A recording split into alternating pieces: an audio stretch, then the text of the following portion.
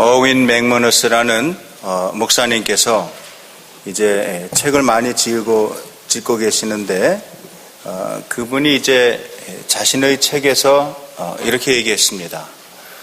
우리는 교회가 우리를 위하여 저기에 존재한다고 또는 여기에 존재한다고 그렇게 생각을 한다. 그러나 실상은 우리가 교회의 일부이며 우리가 세상을 위하여 존재한다는 사실은 잊고서 그런 말을 한다. 그렇게 얘기했습니다. 우리는 교회를 얘기할 때 제3자적으로 교회를 보면서 얘기할 때가 많이 있습니다. 교회가 나를 위해서 해준 게 뭐가 있느냐, 또 내가 그토록 교회를 위하여 충성봉사하였지만 결국 교회가 오늘날 사회에서의 역할을 제대로 하고 있는가, 이렇게 남의 얘기하듯이 교회에 대하여 얘기하는 적이 많이 있다는 겁니다. 그러나 실상은 내 자신이 예수 그리스도의 그 몸에 속한 교회의 일부라는 사실을 깜빡하고서 그런 얘기들을 하곤 한다는 겁니다. 우리에게 복음을 전해주었던 미국 교회 안에도 일어나는 일인데요. 요즘에는 교단에 속해 있는 교회에 출석하는 교인들 숫자보다 교단에 속해 있지 않은 교회에 출석하는 교인들의 숫자가 이제 더 많아졌다. 그러니까 이제 교단 교회가 더 이상 많다, 주류를 이룬다 얘기할 수는 없게 되었다는 것입니다. 이런 얘기를 하면 사람들이 그래요. 미국 사람들은 카우보이 나라고 또 워낙에 역사가 짧기 때문에 그런 일이 있을 수 있겠다. 양반이 아니라서 그런다. 그렇게 얘기할지 모르지만 이제 저는 한 30여 년 전에 미국에 이민을 가서 살다가 이제 왔어요. 근데 그 사람들은 유럽에서 이제 오랜 세월 동안 1000년 이상 동안 이제 예수를 믿던 조상을 가진 사람들이라서 굉장히 신앙적인 생활이 안정되어 있습니다. 여러분 생각이 어떠세요? 지금 성강교회가 제가 알기로 100년 역사는 아직 안 가지고 있는 걸로 알고 있습니다.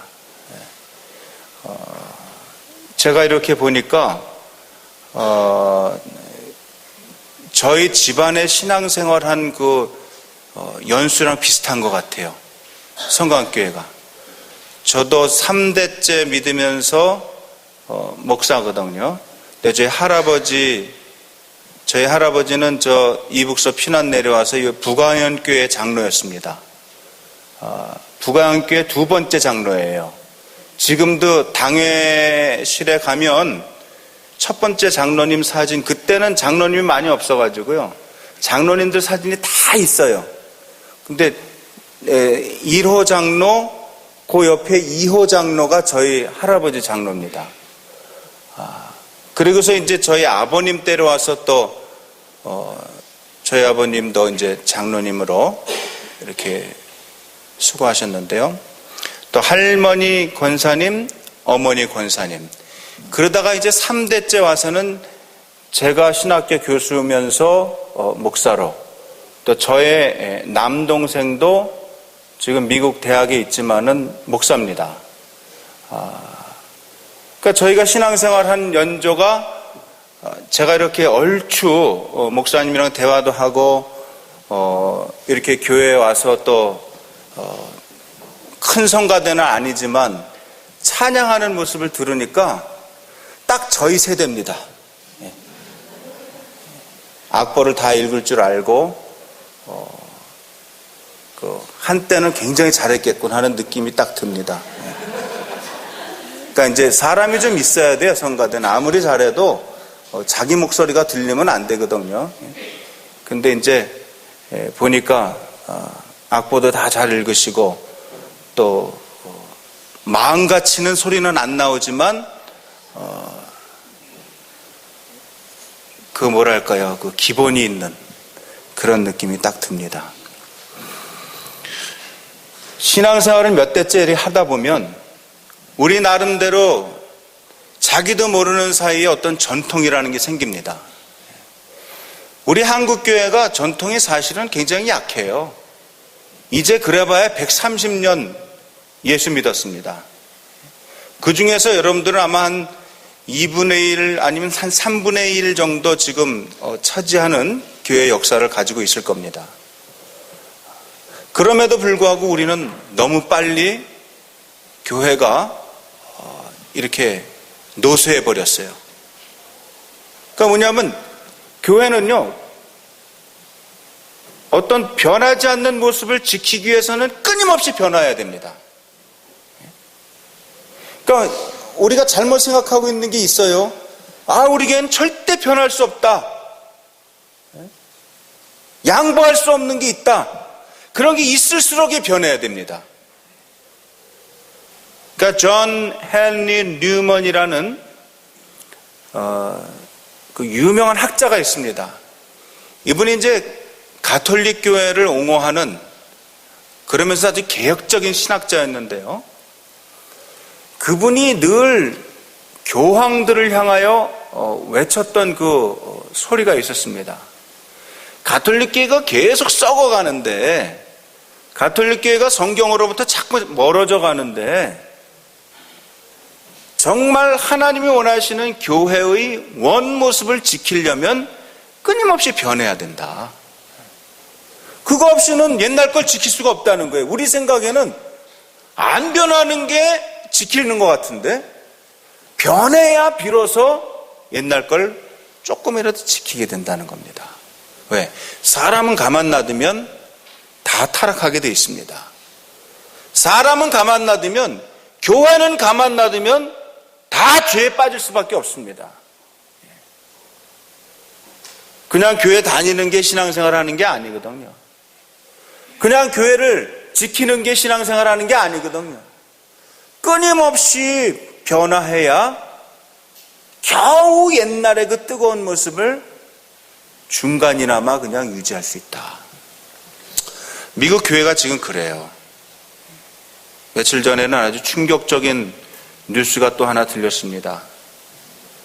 미국의 대통령들께서 한동안에는 대통령이 이제 당선이 되고 성경 위에다 선설한 다음에는 꼭 모셔서 충고를 듣는, 그 조언을 듣는 목사님이 그동안에는 빌리 그레엄 목사님이었습니다. 근데 이 빌리 그레엄 목사님은 아직은 생전에 계시지만 지금은 굉장히 아프세요. 몸이 안 좋아요. 이제는 빌리 그레엄의 아들 목사님인 프랭크 그레엄이라는 분도 나이가 많아지고요. 그분의 손자가 또 있어요. 윌리엄 그레엄이라고 또 있어요. 이제는 손자가 다니면서 집회를 할 정도로 세월이 변했습니다. 그러니까 옛날 우리가 70년대 초에 여의도에 빌리 그레엄 목사님 모시고 김정한 목사님 통역하시고 그러던 때를 생각하시면 안 돼요. 이제 그건 옛날 호랑이 담배 피던 때 얘기예요. 물론 그 어른이 아직 살아 계시지만, 최근에 제가 그레엄 목사님 가정에서 오셔서 무슨 모임을 한다고 그래서 저보러 와서 사회를 보라 해서 갔더니, 저는 그래도 적어도 빌리 그레엄 목사님 아들 정도는 오는 모임인 줄 알았더니 갔더니요, 새파란 젊은 목사가 와서 앉아있는데 자기가 빌리 그레엄 목사의 손주라 그러는 거예요. 이건 뭐 제가 봐도 애들인데, 근데 그 세대가 지금은 활동을 하는 거예요. 세월이 이렇게 지나가 버렸습니다. 저도 어렸을 때 평양로에서 신앙생활 했어요. 그래서 여러분들 여기 이렇게 와서 우리 어르신들 뵐 때 꼭 우리 아버님, 어머님 뵙는 것 같아요. 저희 아버님, 어머님도 지금 LA에 살아 계십니다. 연세가 많으시지만 저보다 건강하세요. 딱 어깨를 만져보면 근육이 아직도 잡힙니다. 배만 조금 나왔고 머리만 저보다 조금 더 희지. 요즘에 어르신들은 100세는 거뜬히 사시기 때문에, 어제도요 제가 존경하던 목사님 한 분이 돌아가셨는데요, 90세였는데요 작년까지만 해도 푸시업을 200개씩 하셨대요. 한 목사님이라고 아주 유명한 목사님 있습니다. 옛날에 저 가나안 농군학교에서 전도사님도 하시고, 어제 그래서 오셔서 조사를 하는데요, 그 가나안 농군학교의 그 장로님, 김용기 장로님의 아들인 김종기 장로님이라고 있어요. 그분도 이제 80대예요. 오셔가지고서는 조사를 하시는데 그런 얘기를 하더라고요. 가나안 농군학교를 통해서 우리 한국이 얼마나 신선한 충격을 받았는지요. 저는 요즘에는요 우리 장신대에 외국에서 학생들이 많이 와서 공부를 합니다. 특별히 아프리카, 동남아시아, 또 오세아니아 이런 데서 많이 와서 공부를 해요. 지금도 거의 한 70명 정도는 외국 국적을 가진 아이들이 와서 공부를 하고 있습니다. 그 중에는 현지 교회 목사님들도 와서 공부하고 계셔요. 근데 제가 외국 사람들 오면 꼭 가르치는 한국의 그 좋은 교육 정신이 있어요. 저는 교육학 교수라서 꼭 누굴 가르치냐면 제가 정약용을 가르칩니다. 또 안창호를 가르칩니다. 그 다음에 서재필을 가르칩니다. 여자 중에서는 이명신을 가르칩니다. 그리고 이제 현대로 넘어오면은 김용기 장로를 꼭 가르칩니다. 김용기 장로님의 그 가나안 농군학교의 그 정신을 글로 읽고 또 화면으로도 많이 남아 있어요. 보면은요, 저는 이 남북한이 통일되는 비결은 저는 가나안 학교에 있다고 봐요. 처음에는 김용기 장로님이 청년 시절에는요, 뭣도 모르고 막 활동할 때는 정말 광야에서 활동하는 망아지 같은 시절이 있었는데, 나중에 그 생각이 정돈되면서는요, 얼마나 이분이 대단한 분이었냐 하면은요, 그때 일제시대 때 일본의 제2인자가 와가지고서 김용기를 이제 보자고 하니까요, 자기가 일하던 그 이상촌에서 그 일본 서슬이 시퍼라던 그 사람을 자기가 평소에 먹던 옥수수 반쪽, 감자 하나, 또 보리밥 이렇게 조금 종지에 담아가지고 평소에 먹던 그대로 상을 내가지고서는 그 일본의 제일 높은 사람을 딱 대접을 하니까요, 그 사람이 기가 막혀가지고 한국에도 이렇게 기계가 높은 청년이 있느냐, 그러면서 그때 당시 청년 김용기에게 자네 내 밑에 와서 일할 생각이 없느냐, 그럼 내가 평생 자네 앞길을 보장해 주겠노라고. 일본이 그렇게 위세가 당당하던 시절이 있었단 말이죠. 그때 청년 김용기가 그럽니다. 나는 조선 사람이기 때문에 당신 밑에서 일할 수 없습니다. 나는 조선 땅에서 조선인을 위해서 일할 거니까 나를 건드릴 생각을 하지 말아라. 근데 그 기계에 눌려가지고요, 나이 많았던 일본 제2인자가 가면서 그래요. 당신 나에게 뭔가 한 가지 소원을 얘기하면 들어주겠다 하니까, 나는 오로지 하나님만 섬기는 사람인데 당신들이 얘기하는 신사참배를 도저히 할 수가 없어. 그러니 나를 좋게 봤다는 평생 나는 일본 천황에게 절하지 않고 신사참배하지 않을 수 있는 그런 증서를 써주고 가시오. 그래서 거기서 써주고 갑니다. 그래서 평생 김용기는 신사참배를 안 하고 살다가 하나님께 갔다는 거예요. 나중에는요, 김일성도 와가지고서는 좀 같이 일하자고 할 때 거절하고요, 또 서슬이 시퍼랬던 박정희 장군이 선글라스 끼고 총 차고 차지철이랑 와가지고서는 회의할 때도 내가 나라를 위해서 일할 생각은 있으나 나는 기독교의 장로로서 이 기독교 정신을 가르치지 않으면 내가 도저히 당신과 함께 일할 수 없다 하니까 박정희 장군이 그냥 돌아갔습니다. 그러나 그 정신을 가지고 시작한 것이 새마을 운동입니다. 이제 그 어르신도 다 돌아가시고, 여러분 한번 잘 생각해 보세요. 그 어른은 매일 새벽 4시에 일어나서 30분간 새벽 기도 깜깜한데 하고, 새벽 4시부터 밤이 깜깜할 때까지 하루 종일 곡괭이를 들고 일을 해가지고, 지금은 엄청난 많은 사람들이 김영기 장로의 그 복민정신, 그걸 가지고 한국을 일으키고 있다. 저는 외국 학생들은 꼭 이걸 가르쳐요. 그리고 무슨 한국의 실학사상과 또 김용기 장로의 복민사상을 가르쳐 가지고서는 외국 학생들이 논문을 쓰고 나갈 때는요, 그들의 입에서 한국말 잘 못하면서도 정약용, 실학사상, 또 복민사상, 안창호, 도산 안창호 얘기를 하면서 그들이 자기의 나라로 논문을 들고 돌아가는 모습을 지금도 지켜보고 있습니다. 사랑하는 교사 여러분, 여러분들이 하나님을 섬긴다 할 때, 또 여기서 우리 자녀들을 지도한다 할 때 너무 겁을 내지 않기를 바라요. 이 시대의 문화가 너무 거대해서, 이 포스트 모던 사회의 문화가 너무 물결이 거세서 아이들의 눈치를 안 볼 수 없다 하면서 쭈삣쭈삣 제대로 가르쳐야 될 것도 못 가르치고 그냥 애들 비유만 맞춰주다가 집으로 다시 보내는 일이 없기를 바랍니다. 대한민국은 저는 기로에 서 있다고 생각을 해요. 대한민국에 지금 이렇게 경제가 발전하고 어떻게 보면 정치도 많이 발전했어요.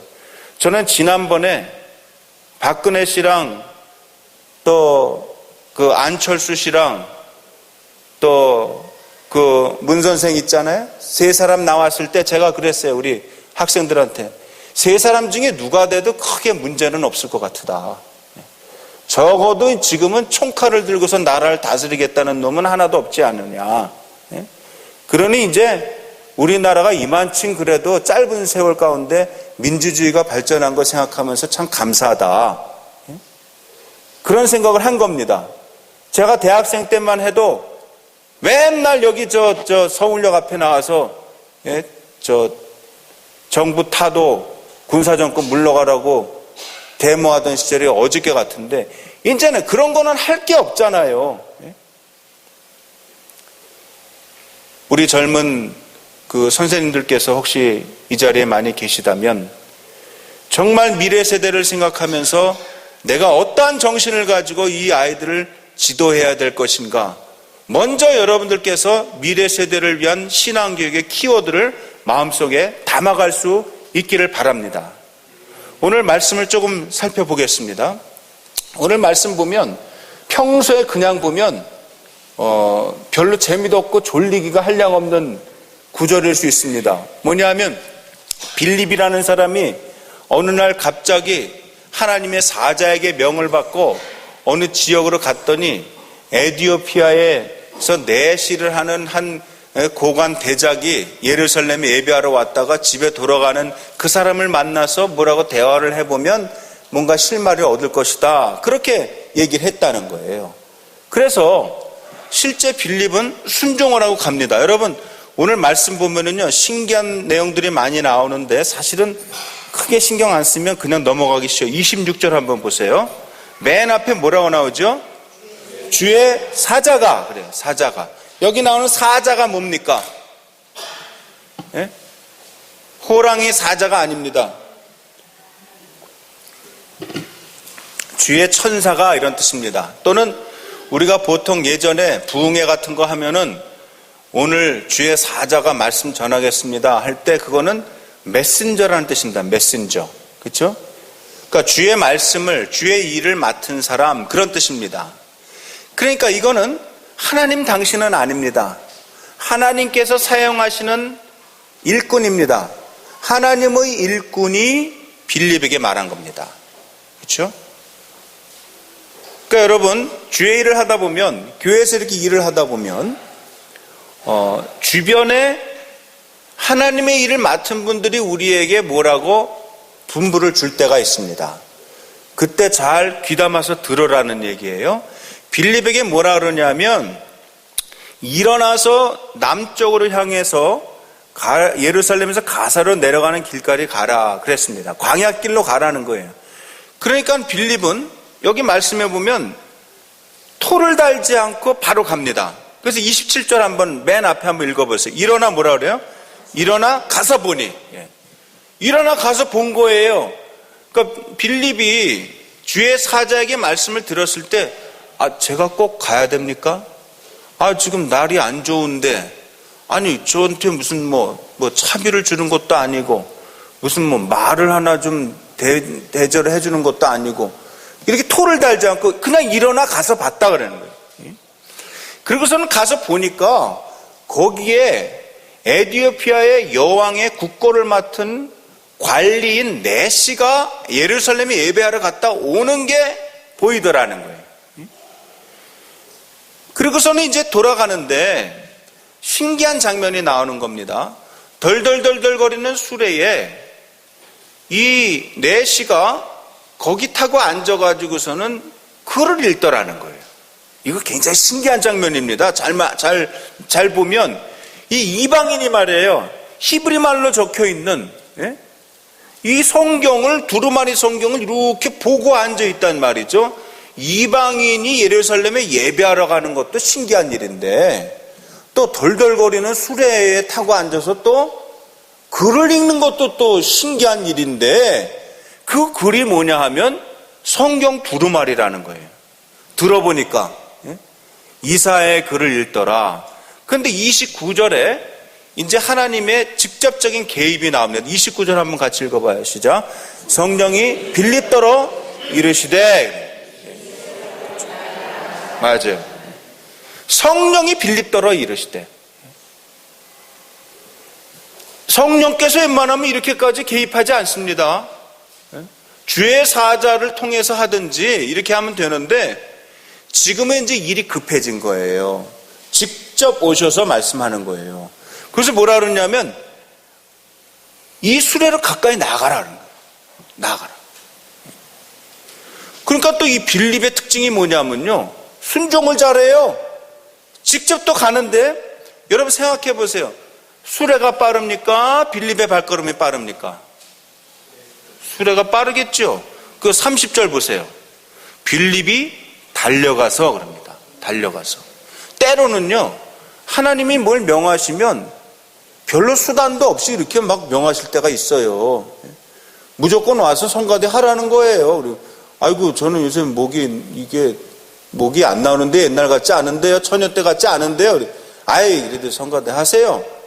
그리고 이제 무조건 와서 하는 거예요. 마음 같아서 소리가 빵빵 나올 것 같은데 막상 내보면 막 이게 올라갔다 내려갔다 음이 막 거기 가래 섞인 소리도 막 나고 그러는 거예요. 저도 해보니까 그래요. 저도요 핸델 메시아 같은 건 제가 다 외워서 합니다. 아직도. 물론 자세히는 모르지만 중간중간에 중요한 화음은 다 나온다 이 말이에요. 근데 그렇다고 해서 제가 어디 세종문화관에 가서 할 실력이 되느냐? 그건 또 아니다. 그냥 듣는 기만 있지. 그러니까 이유가 많은 거예요. 주의 일을 안 할 이유가 많아요. 근데 여기 빌립의 자세를 보면 주의 사자가 말하라고 하면 바로 그렇게 일어나서 갔고 성령께서 귀에다 대고 야 빌립아 너 그 수레로 가까이 가봐. 그랬더니 또 가까이 가는데 자세한 얘기는 안 해주시니까 막 뛰어서 가본 거예요. 달려가서 보니까 이사야의 글 읽는 것을 들은 겁니다. 그래서 너무 신기해가지고 물어봅니다. 말하되 읽는 것을 깨닫느냐. 31절에 아주 신기한 반응이 나오죠. 여기는 선생님들만 한번 같이 읽어봐요. 시작. 대답하되 지도해주는 사람이 없으니 어찌 깨달을 수 있느냐 하고 빌립을 청하여 수레에 올라 같이 앉으라 하니라. 요거 굉장히 신기한 반응입니다. 여러분 생각해요. 지하철이나 버스를 타고서 무슨 글을 읽는데 막상 읽는데 무슨 얘기인지 잘 모르는 때가 있잖아요. 근데 옆에서 누가 어깨너머로 이렇게 우리가 읽는 것을 보고서는 읽는 것을 깨달으시오? 이러고 누가 물어보면 그거 황당한 일 아니에요. 아니 자기가 뭔데 내가 읽는 것을 깨닫든지 말든지 무슨 상관이에요. 그 일이 지금 벌어진 겁니다. 더욱이 광야길에서 아무도 없는데 갑자기 웬 남자가 하나 나타나가지고 수레를 두들기고 말이에요. 그래서 문을 쑥 열어보니까는 읽는 것을 좀 깨달으십니까? 이러고 물어본 거예요. 안 웃겨요? 나는 이거 제가 말씀을 막 풀이하면서 이거 저기서 나와 주석에서 얘기한 거 아닙니다. 제가 그냥 혼자서 막 하는 거예요. 묵상하고. 그랬는데 이 에티오피아 내시의 반응이 놀라워요. 여기에 이 사람의 아주 그 최대 장점이 있는 것 같아요. 뭐라 그러냐면 31절 아까 우리 읽었잖아요. 지도해 주는 사람이 없으니 어찌 깨달을 수 있겠습니까? 그래. 아니 이렇게 대단한 사람이 있을까요? 여러분 이 사람의 지금 직위가 뭐예요? 여왕의 국고를 맡은 내시예요. 이게 뭐냐면 지금 우리나라로 치면 한국은행 총재 정도 되는 거예요. 여왕이 국고를 맡았으니까 여왕의 돈통을 맡고 있던 사람인데 여왕의 그 권위라는 거는요, 그 권력이라는 거는 절대적인 거예요. 그러니 그 사람이 무서워할 사람은 여왕 한 사람밖에 없고 모든 경제권을 다 쥐고 있던 사람인데 얼마나 똑똑하겠어요. 오늘날로 치면 MBA 학위가 한 2개쯤 있고요. 영어를 잘하고 또 독일어 무슨 이런 외국어도 줄줄줄 하는 사람이에요. 다 가진 사람입니다. 예루살렘에 이방인으로서 가서 예배까지 드리고 올 정도면 영성도 있는 사람이에요. 또 이때 당시 자기네 나라 말이 아닌 외국어로 또 성경을 읽을 수 있는 사람이에요. 또 갑자기 유대 사람 이 빌립이라는 사람이 이름 모를 사람이 갑자기 와서 그 나라 말로 자기 유대 말로 했을 거 아니에요. 유대 말로 하는데 그걸 또 다 알아듣는 이 이방 사람이에요. 그러니까 이 사람은 영성 있죠. 열심이 있죠. 또 돈 들어가는 흐름을 다 알죠. 무슨 대신증권 회장보다 난 사람이에요 지금. 거기에다 뭐까지 있냐면요, 매너까지 있는 거예요. 매너. 뭐라 그래요? 제가 잘 어떻게 알겠습니까? 하면서 빌립을 청하여 수레에 올라 같이 앉으라 하는 거예요. 자기 상자를 딱 떠나서 빌립을 앉히는 거예요. 완전히 이방인, 잘 모르는 생소한 사람인데 자기가 모른다는 것을 또 인정을 하는 겸손함이 있는 거예요. 여러분이라면 그러겠어요? 여러분이 뭐 읽고 있는데, 잘 모르고 있는데, 그 무슨 소리인지는 알고서 읽으시는 거예요? 그럼 당신 뭐야? 내가 알든 말든 당신 무슨 상관이야? 지금 이상한 사람도 안 보겠네. 그래서 아마 겸연 적어가지고 접어가지고서는 주머니에 집어넣었을 거예요. 그렇죠? 그렇게 안 하고, 아이고, 마침 제가 이거 잘 깨닫지를 못했는데, 지도하는 선생님이 없어서 그런가 봅니다. 좀 올라앉으셔서 좀 지도해 주시겠습니까? 이런 마음의 여유가 있는 사람이에요. 저는요, 제가 이제 아주 경험이 일천합니다. 이제 교수 생활 그래봐야 16년밖에 못했는데요. 학교에 있다 보니까 학생들의 특성은 이제 좀 알아요. 저희 학교가 보면은 아주 공부를 잘하는 학생들도 종종 들어와요.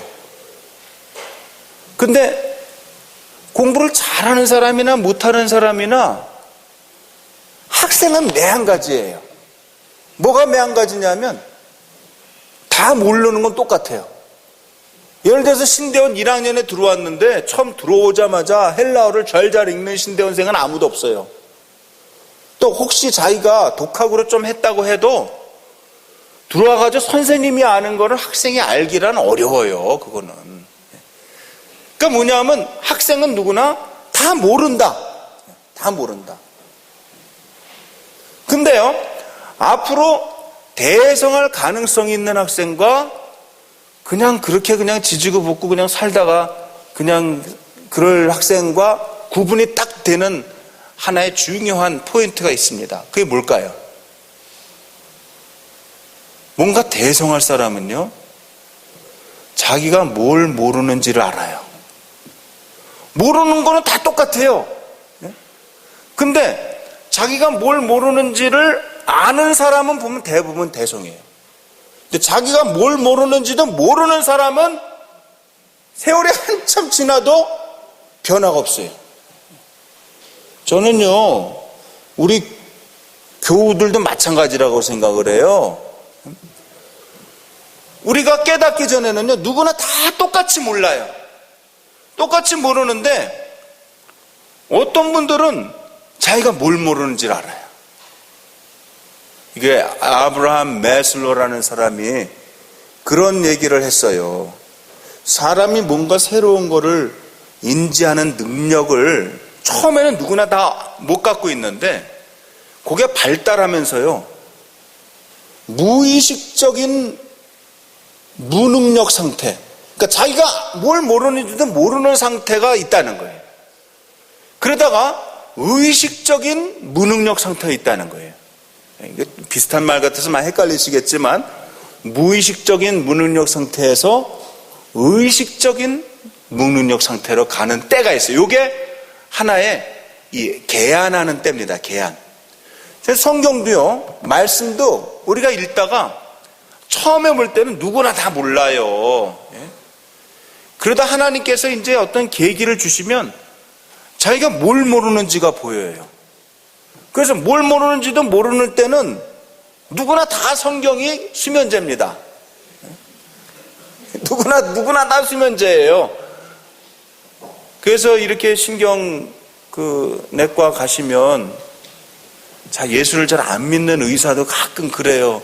아이고, 제가 잠을 잘 못 잔다고 환자들이 그러면, 아이고, 그러면 그 성경이란 책이 있는데, 창세기 출애굽기까지는 아주 재미가 나요. 근데 그거 읽다 보면 이렇게 좀 눈도 피곤해지고 이러는데, 그 레위기 뭐 이렇게 나가기 시작하면은 그거 영락없이 주무실 겁니다. 그 수면제가 따로 없어요. 그거 뭐냐, 자기가 뭘 모르는지도 모르고 볼 때는 수면제예요. 여기 이 사람은 대단한 겸손함을 갖춘 사람이에요. 그리고 큰 일을 하다 보니까 웬만한 일에 놀래지를 않아요. 우리 보통 범인들이 지금 일어나는 여러 가지 북한과의 관계 속에서 막 겁을 내고, 아이고, 미사일 하나 그냥, 아주 그냥 성질 급한 장군이 하나 캉 쏘면 어떡하나 그렇게 걱정을 하고 막 그러지만, 이 돌아가는 걸 아는 분들은 걱정을 안 하더라고요. 저희는 은근히 걱정이 되는데, 걱정할 필요 없다는 거예요. 절대 그런 일 없을 거니까 걱정하지 말라. 혹시 하나 날라와도 그게 전화위복이 될지 모르니까 너무 걱정하지 말라는 거예요. 그래서 그런가 보다 하고 그냥 있는 거예요. 우리는 지금 내시가요, 모르는 게 딱 있었는데 아주 정확하게 모르는 걸 알아요.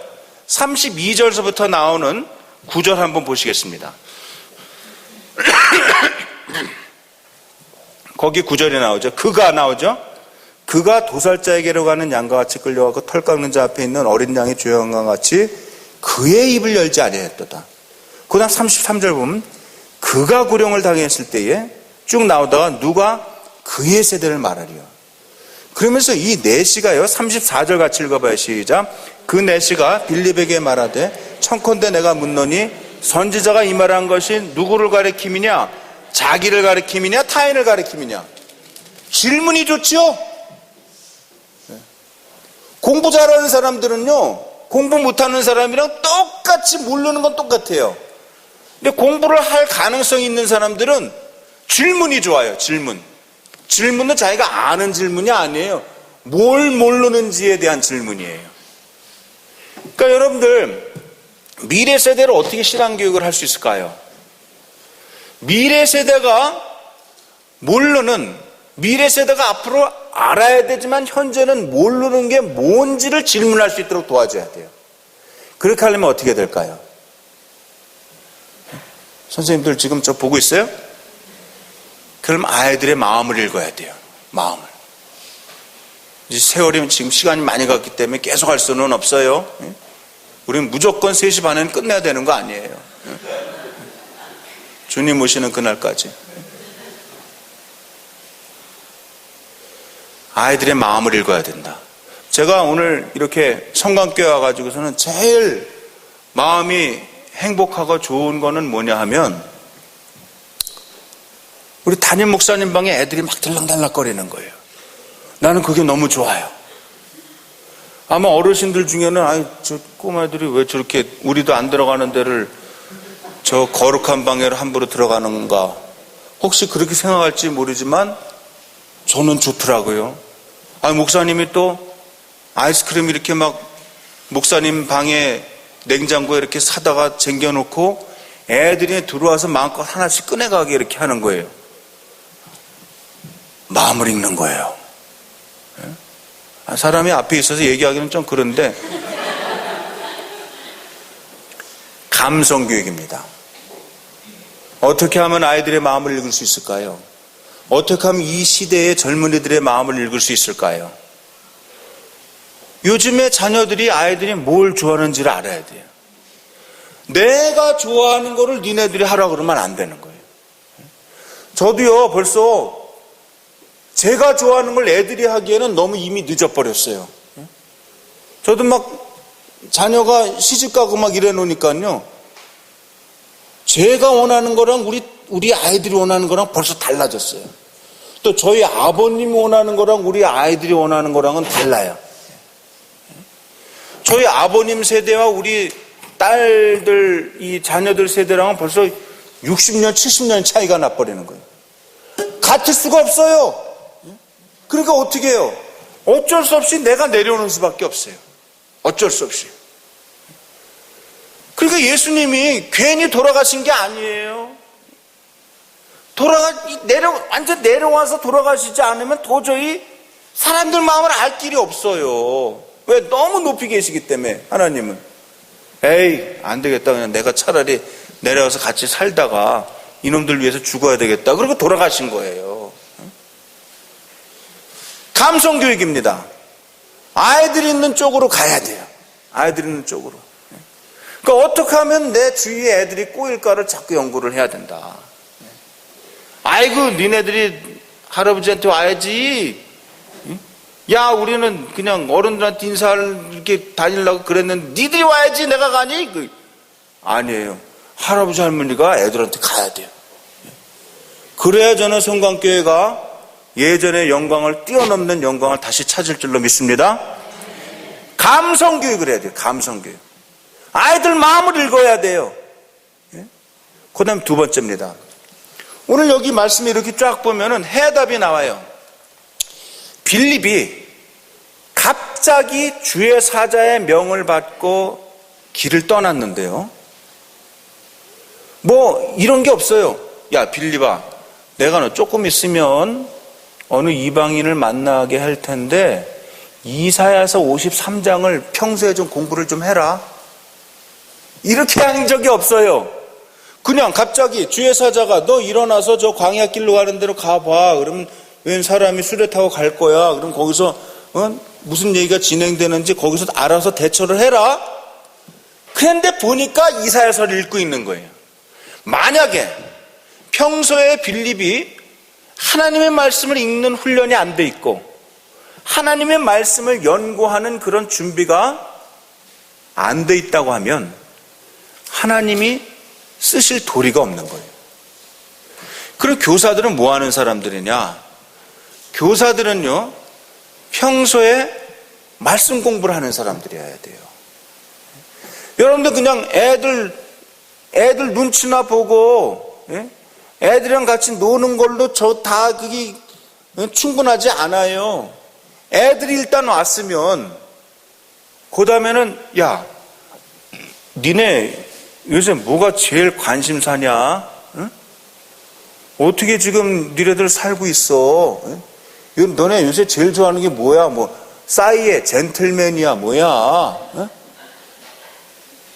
그러면 야 어떻게 하면 이 한국이 정말 이렇게 세계의 문화의 중심이 되는 이런 정말 천재일우의 기후를 저 찬스를 지금 딱 잡았는데, 천재일우의 찬스를 잡았는데 어떻게 하면 세계의 이목이 우리나라의 놀라운 문화를 눈치채고 우리나라야말로 정말 문화의 중심이라는 것을 알게 할 수 있는 그 비결이 어디 있을까?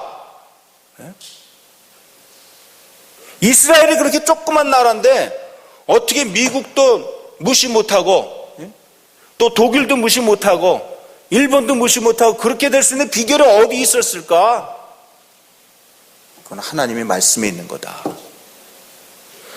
여러분, 이스라엘 사람들은요, 유대인들은요, 안식일에도 학교는 쉬지 않았어요. 연구를 해보면 그렇게 나와요. 안식일에는 오히려요, 말씀을 더 가르쳤어요, 아이들에게. 뭐 안식일에는 아무것도 안 하고 그냥 마냥 노는 게 안식일이 아닙니다. 안식일은 하나님께 예배드리고 말씀 연구를 하고 말씀에 잠기는 때가 안식일이에요. 여러분, 그러니까 교사들이요, 더 말씀 준비하셔야 돼요. 막 예전에 저희가 은혜 받을 때는 이렇게, 여러분 색연필 이렇게 까는 거 알아요? 까는 색연필? 빨간 거밖에 없었어요, 옛날에는.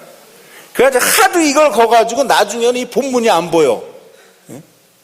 그래가지고 어쩔 수 없이 성경을 또 갈고 그랬어요, 개비하고. 그 성경 말씀 그렇게 봐야 됩니다. 그 말씀 가운데서 이 진리에 우리에게 딱 부딪혀오는 레마의 말씀이 있거든요. 이게 여기 있는 말씀, 이게 성경 다 그냥 우리에게 은혜가 되면 좋겠지만 우리에게 특별히 부딪혀오는 하나님의 살아있는 그 운동력 있는 말씀이 그 부분이 있거든요. 그걸 교사들이 잡아야 되는 거예요. 그러니까 첫째, 미래 세대를 신앙으로 이끄는 키워드는 뭐냐? 감성교육이에요. 그들의 마음을 알아야 돼요. 요즘 애들은요, 마음을 상하게 하면 그 다음에 안 와요, 여러분들한테. 저희 세대 때는 어른들한테 야단 맞고도 또 가서, 아유, 제가 잘못했습니다, 가서 그랬어요. 근데 요새는 자기가 잘못했어도 일단 야단 맞으면 안 와요, 그 다음에. 다 뭐 집에 하나 아니면 어쩌다 실수로 둘 나고 이러기 때문에 애들이 마음이 여려도 너무 여려요. 다 자기 중심이에요. 옛날에요, 뭐 5명, 6명, 7명, 8명, 9명 날 때는요, 중간에 야단 맞는 게 다반사예요. 그게 하나의 인생이었어요. 야단 맞고 종아리 맞고. 아이고, 그래도 우리 부모가 날 사랑해서 때리지 이랬는데 요새는 진짜 때리면요, 미워서 때리는 걸로 알아요. 옛날식으로 생각하면 안 된다. 그러니까 말씀을 충분히 연구를 하셔야 된다. 세 번째, 아이고 시간이 뭐냐면요, 자 보세요, 39절 한번 보세요. 39절. 이제 그래서 35절부터 봅시다. 35절 같이 읽어요. 시작. 빌립이 입을 열어 이 글에서 시작하여 예수를 가르쳐 복음을 전하니. 이 입을 열어 이 글에서 시작하여, 이 글이 무슨 글이에요? 이사야서 글이에요. 이사야 그가 나온 게 이사야 자신이냐 아니면 타인이냐 할 때 요 글에서 시작하여 예수를 가르쳐 복음을 전하니, 똑똑한 내시는 바로 말을 알아듣는 거예요. 36절에 뭐라 그래요? 내시가 또 큰일을 하는 사람이니까 속전속결이에요. 같이 읽어요. 길 가다가 물 있는 곳에 이르러 그 내시가 말하되, 보라 물이 있으니 내가 세례를 받으며 무슨 꺼리낌이 있느냐? 그 다음에 37절 뭐예요? 없음! 이걸 읽어야 되는 거예요. 뭐가 없다는 거예요? 어느 사본에는 요 구절이 있고 어느 사본에는 없다는 거예요. 난 이걸 보면서 이게 하나님 말씀인 걸 믿어요. 왜 그래요? 사본이 10개가 있다고 해봅시다. 10개가 있는데 그 중에 8개는 있고 2개는 이 2개 사본에는 이게 없어요. 왜냐하면 성경은요, 어느 게 원본인지를 몰라요. 하나님이 딱 이거 원본으로 주고선 원본 이렇게 써놓을 수가 없는 거 아니에요. 그러니까 계속 받아 적고 하다가 37절 가서 어떤 거는 없는 거예요. 그러니까 나중에 공회에서 지도자들이 모여가지고 어떻게 결정했느냐. 야, 100개 중에 한 85개는 있는데 한 15개는 없으니 그냥 85% 있다 그러자. 그랬더니 뭐라니? 아닙니다. 없는 사본도 있으면 없다 그러는 게 더 정직한 겁니다. 대다수는 있어도 몇 개라도 없으면 없는 걸로 합시다. 그 없음 쓰기로 결정을 한 거예요. 하나님의 말씀인 것을 믿으시기 바랍니다. 이렇게 정직한 거예요, 성경이. 그러니까 그 다음에 세례를 받는데 무슨 꺼리낌이 있느냐? 하고서 물이 있으니까 들어가서 세례를 줍니다. 그때 침례. 그냥 머리끄댕이를 잡고서는 그냥 집어넣는 거예요, 물속에다가. 사실은 그렇게 해야 되는 거예요. 아주 꽉 눌러야 돼. 거반 죽을 때까지. 저는요, 나중에 제가 은퇴하고서 혹시 어디 가서 그 목회자 없는 데 가서 좀 목회를 몇 년 하라고 그러면 저는 이 뒤에 본당 뒤에다가요, 구멍 뚫어 놓고서 여기다 목욕통 하나 집어넣으려고 그래요. 플라스틱으로 하얀 목욕통. 그래서 매주 말씀을 전해가지고 주 앞으로 돌아오는 백성이 하나라도 있으면 여기 와이어리스 마이크 하고서는 여기 목욕통에 같이 들어가가지고서 확 집어넣으려고 그래요. 그래가지고 막 죽겠다 그럴 때까지 안 꺼내줘. 왜? 옛사람은 완전히 죽는 거기 때문에 그렇습니다. 예수를 믿는 거예요, 그게. 그러고서는 뭐가 나오냐면 39절 보세요. 되게 재미난 구절이 나와요. 읽어요. 둘이 물에서 올라올 새 주의 영이 빌립을 이끌어 간지라. 여기 보세요. 주의 영이 빌립을 이끌어 갔대요. 이것도요, 엑사이팅한 구절이에요. 여기 우리 선생님들 있잖아요. 젊은 선생님들. 애들 지도할 때 왜 힘든지 알아요? 애들 지도할 때 내가 왜 힘든지 알아요? 내가 성령에 충만하지 않기 때문에 그래. 딴 거 없어요. 내가 하나님의 영에 완전히 잠겨버리잖아요. 하나님의 영의 인도함을 받고 찬송을 해버리잖아요. 좀 악보 틀리게 읽어도 은혜가 된다니까요. 그리고 막 찬양하다가 막 눈물이 막 난다니까요. 아니, 그 정도가 아니에요. 듣는 사람들이 그냥 가만히 앉아서 듣지를 못해요. 막 눈물이 막 철철 막 나는 거예요. 여러분들도 그런 경험이 다 있죠? 막 찬양하다가 막 그냥 뒤집어지는 거예요. 왜 그래요?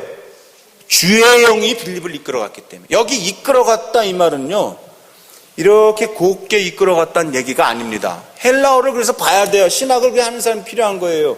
여기 난 이끌어간지라는요, 영어로 표현하면 snatched 했다는 거예요. snatched. 뭐냐? 여기서 딱 잡아가지고 딱 잡아서 여기다가 딱 갖다 놨다는 거예요. 이끌어간 거예요. 무슨 얘기냐? 빌립이 지금 예루살렘에서 가사로 내려가는 광야길에서 이 내시를 만났는데 사명이 다 끝났어요. 에디오피아 내시한테 말씀 전하는 게. 하나님께서 빌립을 딱 잡아가지고 여기다가 딱 갖다 놨다니까요. 그게 증거가 어디 나와요? 이끌어간지라. 그 다음에 내시는 뭐라 그래요? 기쁘게 길을 감으로 그를 다시 보지 못하니라. 세례를 주고 침례를 주고선 올라왔는데 빌립을 하나님께서 뿅 데려가 버린 거예요. 성경을 좀 그렇게 읽어야지 이게 게임보다 더 재밌다니까요. 예? 그래서 그 증거가 어디 나요? 40절 나오는 거예요. 같이 읽어요. 빌립은 아소도에 나타나 여러 성을 지나다니며 복음을 전하고 가이사랴에 이르니라. 빌립이 아소도에 나타났다는 거는요, 지금 여기 가사길에서 아소도는요, 헬리콥터 타고도 그렇게 빨리 못 가요. 오로지 하나님의 영이 빌립을 딱 잡아서 집어 던진 거예요. 저쪽으로 집어 던진 거예요. 슬로우 모션으로 이렇게 갔다는 게 아닙니다. 싹 숨어가지고 갔다는 게 아니에요. 딱 잡아서 확 집어 던진 거예요. 그러니까 거기 아소도에 나타나서 빌립은 다시 복음을 전하고 가이사랴까지 올라가고, 나중에 대에 가셔서 성경의 지도를 한번 찾아서 한번 보세요. 여기 가사로 내려가는 길에서 아소도까지가 얼마나 먼가. 예? 우리식으로 따지면 수백 리 거리예요. 수백 리 길이에요. 시험을 가야 되는 거예요. 따다다다다다 헬리콥터로 해도 그렇게 빨리 못 가요. 순간 이동을 시켜버린 거예요. 순간 이동.